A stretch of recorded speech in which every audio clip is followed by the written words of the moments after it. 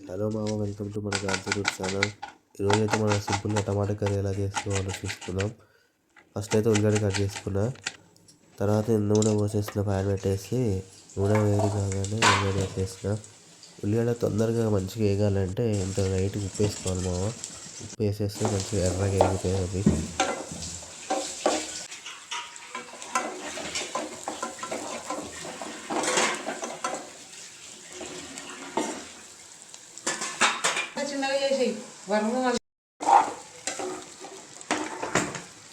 ఉల్లిగడ్డ మంచిగా వేగిన తర్వాత టమాటా వేసేసుకోవాలి మామ.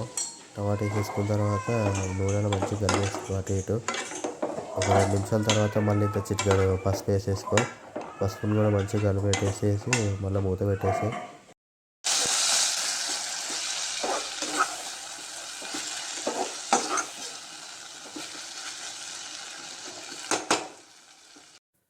టమాటా మంచిగా నూనెలో వేగిన తర్వాత ఇంత కారం వేసుకోమా. కారం వేసిన తర్వాత ఇంత ఉప్పు వేసుకో. మంచిగా అటు ఇటు కలిపేసుకొని మంచిగా మూత పెట్టేసేయి.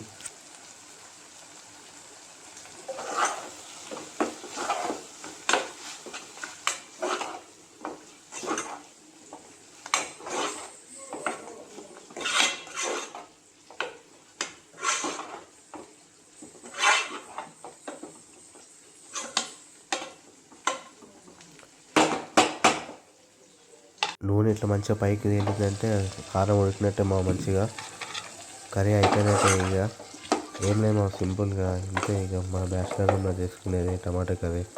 పెద్దగా డెకరేషన్ లాంటివి ఏమి ఉండవు. సింపుల్గా మస్తు ఉంటుంది మా, ఒకసారి ట్రై చేసి చూడు. ఈ వీడియోకి అయితే ఇంత మా, ఇంకో గాలి వీడియోలో కలుద్దాం. బాయ్ మరి.